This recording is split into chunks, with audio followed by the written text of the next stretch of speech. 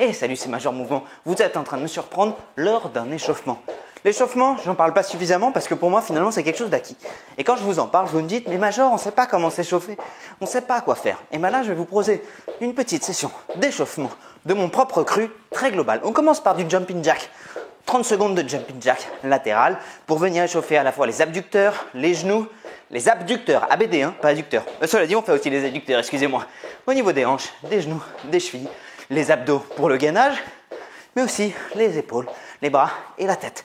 30 secondes, après, on peut venir passer sur la même chose. En latéral, celui-là, il donne franchement l'air con, mais il est aussi intéressant. On change de plan. Ok, 30 fois ou 30 secondes, vu qu'il faut à peu près une seconde pour le faire. Ensuite, on va venir chercher de la montée de genoux. Super simple, on engage à fond les abdos, on monte les genoux. Je vois trop souvent parfois les gens qui font de la montée de genoux comme ça n'a aucun intérêt. Bam, bam, bam, bam, bam. Talon-fesse, on le connaît celui-là. Pareil, ça sert à rien de faire du talon-fesse comme ça. Talon-fesse, on gaine, on se grandit. Et là, je viens venir. Ok, on ralentit un petit peu. Pourquoi on ralentit sur un échauffement? Le but du jeu, l'échauffement, c'est de vous mettre dans les conditions dans lesquelles vous pratiquez votre sport. Il n'y a pas beaucoup de sports où vous êtes dans un effort permanent. Parfois, on va alterner, notamment sur du foot, sur du rugby, sur du tennis, sur n'importe quel sport, un effort explosif suivi d'un effort un peu plus long. Donc là, je suis en train de faire des fentes pour venir échauffer mes hanches, combinées avec des rotations. On peut le faire à droite, on peut le faire à droite, puis à gauche. On peut tout à fait le faire avec de l'extension, on peut tout à fait le faire avec de la flexion, on peut tout à fait le faire avec de l'inclinaison. On peut ensuite varier, changer des fentes en venant chercher une fente en avant, un squat et un rétro sumo squat fente. Il a un nom mais je l'ai oublié. Les noms de toute façon c'est que des labellisations, moi je vais vous dire. En tant que kiné, je parle pas de nom, je parle de mouvement.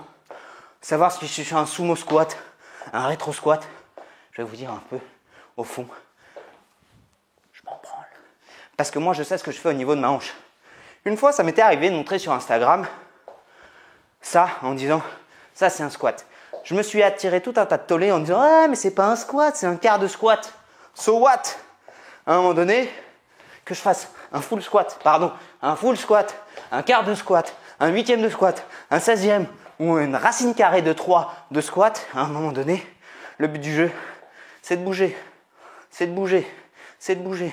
Étirement en excentrique des adducteurs, contraction des abducteurs de hanche. Ah, putain, ça commence à aller mieux. Je suis à 3 minutes d'échauffement et j'ai pas encore fait le dos. Allez, on va venir tranquillement. On va venir tranquillement. Et on va venir tranquillement. Il n'a pas de nom celui-là, on s'en fout qu'il y ait un nom ou pas. Arrêtez de vouloir mettre des noms à tout. Du moment que vous bougez, c'est ça le plus important. Du moment que vous échauffez, c'est ça le plus important. Vous pouvez l'appeler le mouvement 1, le mouvement 2, le mouvement 3. Du moment que c'est un nom pour vous, qui vous parle, que vous l'avez dans votre tête, vous l'appelez comme vous voulez. S'il y en a qui ne sont pas d'accord, non, je m'en fous. Moi, j'ai toute l'anatomie et toute la biomécanique pour appuyer ce que je dis. Après, vous faites comme vous voulez. Allez, bonne séance. J'ai failli me mettre le doigt dans l'œil. Salut.